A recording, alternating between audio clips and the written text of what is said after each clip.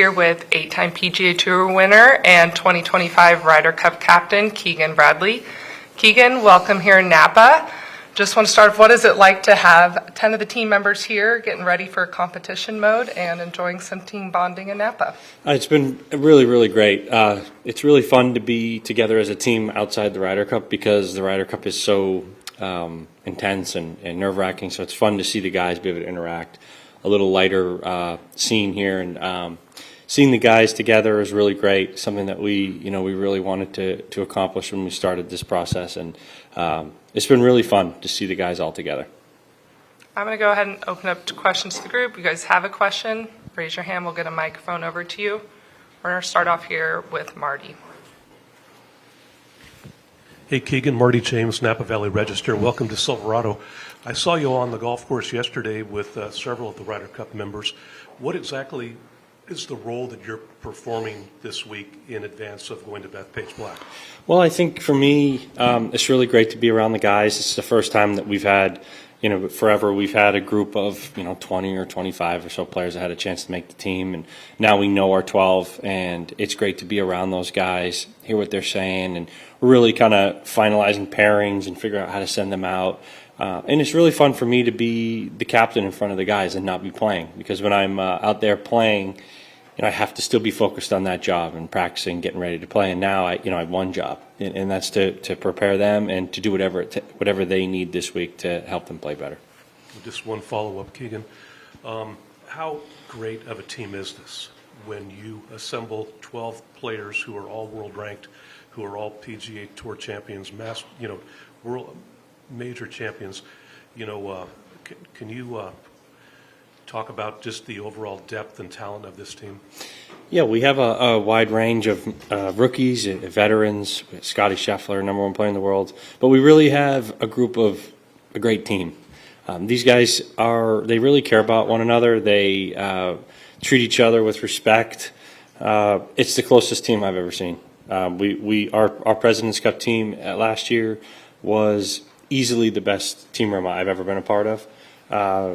Something that you really dream about as a kid with these team events. And this group looks a little different on paper, but it's still the same dynamic. This group of players, they're truly friends, and they're friends off the golf course, which in my teams that I played before this, I don't know if we exactly had that as much as this group does.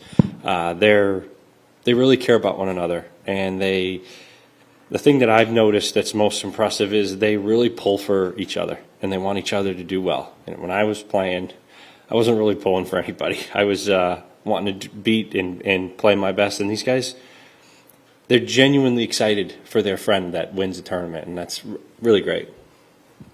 We have Bob Herrick here. Keegan, what's obviously this is a little in the weeds, but the last two Ryder Cups, the home team has really done well at foursomes, almost. If you have any thoughts on that, and also just on the difficulty in the format itself and finding the right matchups and getting guys to play something they're not used to. Yeah, I think foursomes is obviously the tougher format to pair because you have to factor in. There's so many more factors. There's the golf ball.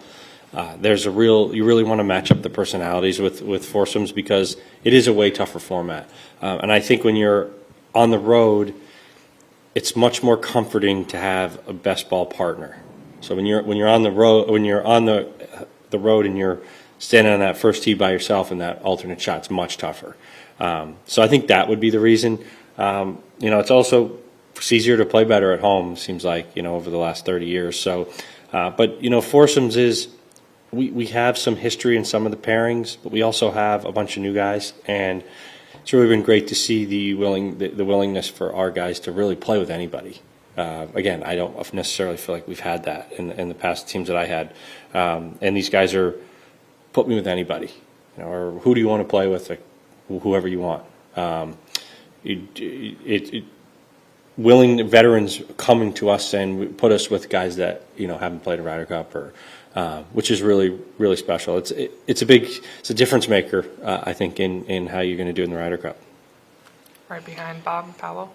Yeah, you mentioned the importance of this week and having all the guys here. I'm curious, when did it become clear to you that it was important to do this week? And then what were those conversations like, trying to get the guys to all come? Well, I think the players knew it was important.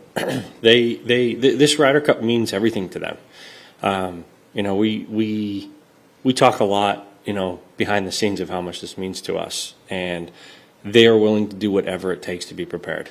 So, you know, this is something that we wanted. When I was named captain, this was something that I wanted, but like they wanted it more than I did. So this made it really easy.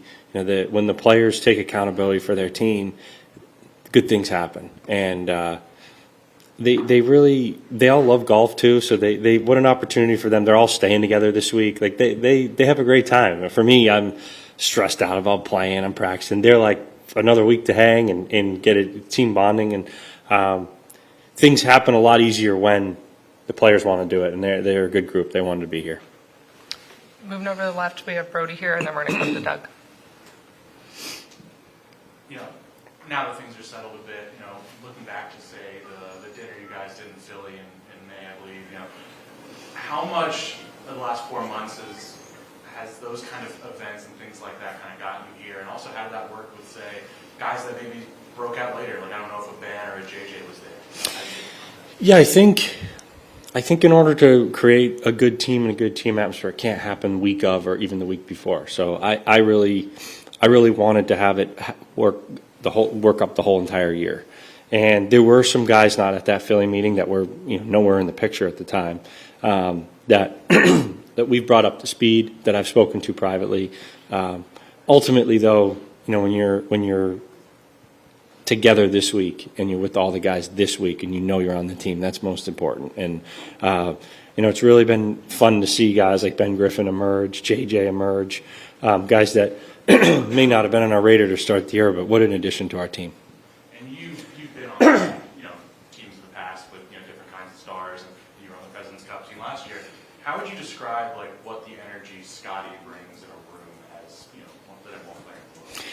To be honest with you, the more I'm around Scotty, the more I'm impressed with who he is. We all know what a generational talent player Scotty is.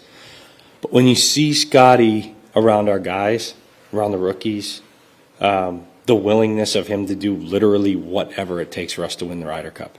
And when your best player is doing that, you know, your rest of your team is going to fall in line of his lead. And I think what's most impressive about Scotty is just the person that he is. You know, when you see the way he plays golf, you're amazed. But then when you speak to him and you're around him and you watch him from afar and you watch him with his family and you see his interaction with the younger players and the caddies, you really have I admire him. I look up to Scotty. I'm not afraid to say that. He does a lot of things right, and shows up on the golf course, shows up in the team room, and obviously he'll be a big part of our team at Beth Page. Back over here to the right, Doug. Then we'll go to Al. Following on that, how much pressure does Scotty face when he's been that good? I mean, you had Tiger at Medina in 12, kind of a similar situation. It's a lot on him, isn't it? Yeah, I think anytime I was out there following Scotty in the Pro-Am today, and I was thinking, said to my coach, I was like, it's what a weird thing that there's a better chance he's going to have a chance to win this week than not. And so he tees it up every week knowing like he's going to go through some serious pressure, you know, no matter what. And I think that is part of the Ryder Cup. It's when you're the best player on their team, when you're Rory or you're Tiger or Phil or whoever, you carry a big burden for your team. I think that happens with Michael Jordan, Tom Brady, you know, and these guys are built for it. Like, I think that they, in a sick way, they look forward to it. They want that pressure. And not everyone wants that.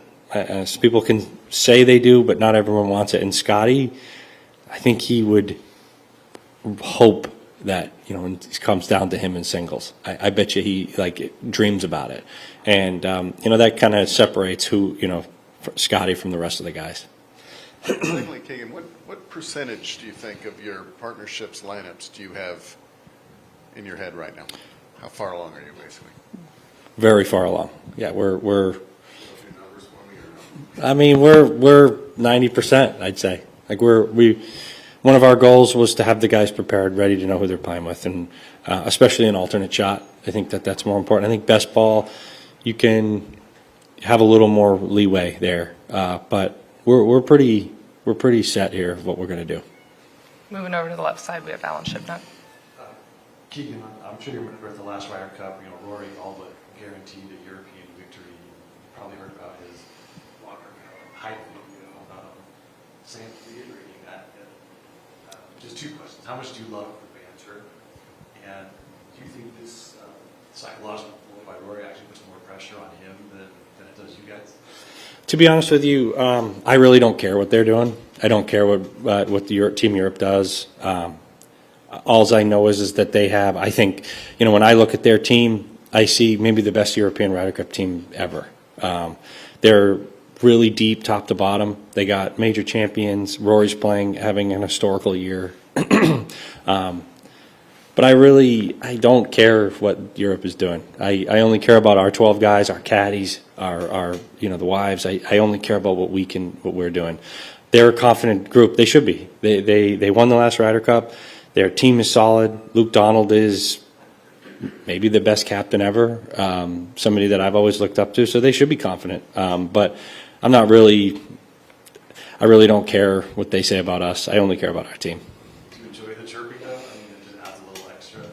Yeah, it's great. It's fun. I think the Ryder Cup brings out a lot of emotion in people, and I think that's great for our sport. I love it. I love everything about the Ryder Cup, especially it's just the passion. Like Rory cares about the Ryder Cup just as much as he cares about winning the Masters or winning a major, which is the way it should be. It's awesome. Alan, you can pass it next to Adam, but while we're getting the microphone over there, we have Nick here in the front, very right. Keegan, almost along those lines, and I imagine you've thought a lot about this. Why is the Ryder Cup important to you? I think as a kid in sports, you always are craving that team atmosphere. And with golf, we don't get that ever. And when you're playing for your country in any sport, it heightens all of that. And I think for us, we really only get one time a year to do this. And when you're a part of it, it changes you forever. It really does. It changes you the way you prepare. It changes the way you set your goals for the year, for your career. And in golf, you're so alone all the time in this process. And then when you're in a team room, or you're even just having dinner last night, and you're looking around at the guys, and they're all in this together. And you're looking at guys from J.J. Spahn to Ben Griffin to Scotty Scheffler, and all of a sudden we're all in the same team here. And it's really such a special feeling to be a part of, because it's so rare. And what I've been telling the team as well is, you never know when your last Ryder Cup is. My last Ryder Cup, I was the deciding point for Jamie Donaldson, and I certainly didn't think that was my last shot in a Ryder Cup. So, you really want to enjoy every second of these, because you never know when it's done. When you've said that to them, how have they responded to that message? They get it, because we got I at some point this is going to end for all of us. It's going to end for Scotty. It's I tell him it's ended for Jack Nicklaus, guys like that, the best player, one of the Mount Rushmore players ever. And you have to enjoy these moments, because you never know when it's done. You never know when it's your last dinner like last night. You never know when it's your last time hanging in the team room with the guys. So you have to cherish every second. Moving over here to the left to Adam, but then we can go Bob and Rex. At the end of a full swing show this year, there was a video of you talking about how the U.S. is going to win. But the part I wanted to get your opinion on is when you talk about how people have underestimated you all your life and they're going to doubt you. Where does that come from? Why do you feel that way? Well, I think we can all agree that me being the captain was definitely a shock to everybody. So I figured, I didn't have the experience Luke had, and I just think growing up where I grew up in New England, you don't really become PGA Tour players. And I actually had people my whole life, adults, tell me that I wasn't going to be able to do this, which I think back now has been pretty weird. But I just always sort of felt like, I wasn't recruited for college at all. No one ever thought I could be out here, so I always kind of had to have a mentality of like us against them, or they don't think I can do this, or so I've always sort of had that mentality, and I don't know, may carry it over my captaincy as well. It looks like you were a believer in the pod system Paul Isinger liked to use. Is that accurate, and why did you decide that's the way to go? I don't necessarily think pod system is something that I've done, but I have leaned on Paul Isinger. I text him all the time, talk to him all the time. I think he, when you talk to the players, you look back, a lot of guys will say he was just a phenomenal captain, one of the best ever. So I really lean on stuff that he did. Week of stuff he says to the guys, his mentality, his mindset for the week. I just really love Paul Isinger as well. I think he embodies the Ryder Cup and the energy that the U.S. team needs. Your own little spin on pod system? Yeah, I think for me, I've taken you look back on your captaincies or your playing days, and you think about what you loved about the captains and what you maybe didn't like. Take those, take out the stuff you didn't like, take the stuff you like. Talk to the captains that were really successful, and Paul Isinger was very successful at what he did, and sort of was a pioneer in the way he did things. And I think that any resource like that can be helpful. Moving back over here to the right, we have Bob. Let's get over to Rexon. Keegan, I wanted to follow on that a little bit. Your 2 times as a player, what did you learn from that you're using, and maybe what are you discarding? Like, what didn't you like that you felt like, hey, I'm not going to go down that road? Yeah, I feel like I've had incredible captains in President's Cup and Ryder Cup, and I have a much different perspective now as the captain, looking at what we did during the week, what we didn't do, and I think it's important. I keep trying to remind myself as well that I was chosen to do this job, to do it maybe a little differently as well. So, me being the captain isn't really the status quo of what the U.S. side has done. So I remind myself and the vice captains all the time that we were picked to do this job because we wanted a little shift in what we were doing. And I think like little things the captains have said to me, as a player, stuff that maybe I didn't love, I avoid saying. I'm not going to sit here and call out captains of what I didn't like, because they were all great. But I think you got to use your experience. You got to use the minds of the older players that played. We also have Jim Furyk, who I found out yesterday has been a part of 14 straight Ryder Cups since 1997. So he's seen everything, and it's 24 total team events he's been a part of. So he's got an incredible perspective, a person that I lean on a lot, and that, quite frankly, we need his advice and what he's thinking. We have Rex in the very far right back. Keegan, you said you're about 90% sure, at least on your pairings, going into Friday. So would this week be more just about getting the team together from a personality standpoint, more so than maybe a format or a pairing standpoint? Yeah, I think the more times we're together, the better. So we have a big chunk of our team in Jupiter as well, and we're all together a lot. These guys they know each other so well too, but I think it's really important for us all to be together with the caddies, with the team, the group that's going to be on the course at Beth Page. And the more you're together, the more the rookies are around Scotty and JT and Patrick, the guys that are veterans, the better, the more comfortable they feel. And I think this setting is great because it's outside the bubble of the Ryder Cup where the stress is high, and we're able to see the guys sort of relax and talk to each other. And I think it's really important. I selfishly wish when I played these teams I had this week, because it's really a fun time to all be together. Moving over to the left side, we have Steph. For the U.S. team, do you think players have an innate sense of respect for the captain, or do you feel like you had to earn it? Oh, I definitely. They have the respect, but you have to earn the respect of the players, for sure.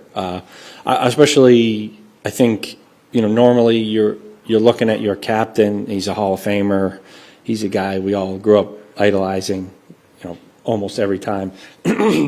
So I think, for me, I had to really prove to the guys that, this was something that I could handle. And, I think in the game, in our sport, and any sport, any job, any thing in life, when you have the respect of your peers, it's really the greatest thing you can have. So I have to earn that respect every day with the players. I'm going to have to earn it today when I'm out there. I'm going to have to earn it Ryder Cup week. And that's something that I don't take lightly. We have time for just a few more. We have Andrew here. Keegan, you've talked a lot about the camaraderie, making sure that everybody is together as often as possible. Do you get a sense of what this week is like for Bryson, since he obviously isn't going to be competing? Yeah, I mean, well, in the golf world right now, we're in an awkward spot with some, where we sit in the golf world, and a lot of that responsibility has fallen on Bryson he has to make a much bigger effort than a lot of the guys. And Bryson was there last night. He's been incredible. He's been more than willing to go above and beyond for this team. And, I think it's a testament to what a good teammate Bryson is. And I think it's actually really cool to see, for the guys to see. It's easy for the guys to come play here and come to dinner. Bryson's got to get on a plane. He's got to come to these meetings, and I think it's a great thing. It shows the commitment that Bryson has for the team, and he's going to be a huge asset for us. And obviously, from the standpoint of how good of a player he is, but he's also fun to be around. He's great to the younger guys. And it's fun for us to see Bryson in an atmosphere outside the golf course as well. We have time for just two more. We're going to go Jack, then we'll finish up with Doug. Yeah, obviously it's a great opportunity to keep the games fresh and get everybody together, but how much, or has there been any conversation around this is a great opportunity for the fans as well on the West Coast who won't be able to make it to New York to see the team play and see the best players in action? Yeah, I think, how incredible Scotty Scheffler's playing in Napa this week. It's really, really great. Justin Thomas, Patrick Cantlay, our whole team. What a great thing for the tour, what a great thing for the area. And, who knows, going forward, this could be, part of something that we do every year if it works out. And the Pro Tour and the tournament have been really, really great to us. We had a few asks that we needed to get the players together, the pairings, and they've been really great. We probably couldn't come here if we couldn't run it like we wanted to with the team. So they've been really, really great to us, and we're lucky to have the tournament to help us do well at the Ryder Cup. And Doug will finish us off. Two things. If someone who just didn't know much about the area were to ask you, how is a New York fan different from other fans in the U.S., what would you tell them? I would say that New York fans are extremely passionate. I think that multiplies when you're wearing your country's flag on your chest, and I think that multiplies even more when you're playing on their course at Beth Page. I think, if you talk to a New Yorker, they have all these prestigious clubs like Shinnecock and Winged Foot. You ask a New Yorker what their course is, they'll all say Beth Page Black. We've been working. There's a group of players called the Nassau Players Club that they only play Beth Page. They won't play any other course. And you talk to them what Beth Page means to them.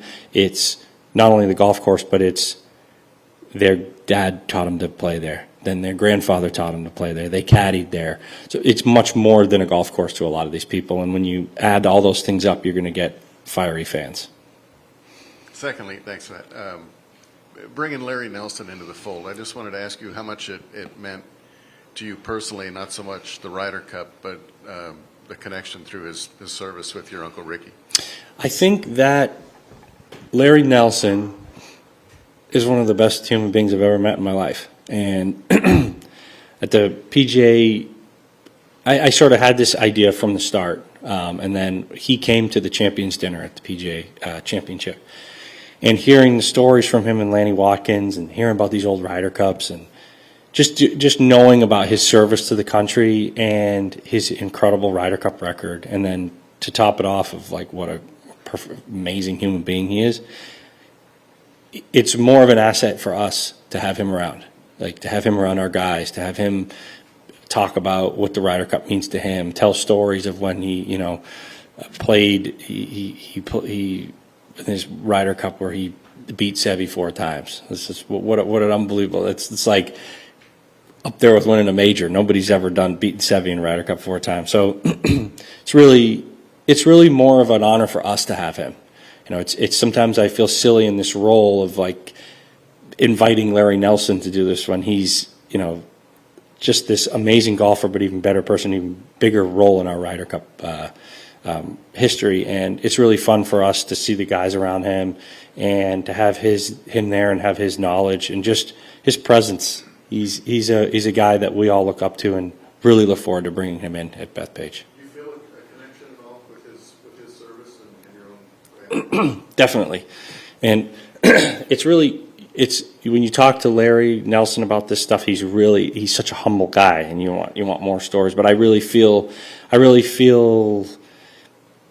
it's our duty to honor people like him, honor great Americans on our Ryder Cup team, and when you have a guy that's alone is one of the best Ryder Cup players ever, but then you factor in his service in Vietnam and what he's done for our country, it's really stunning.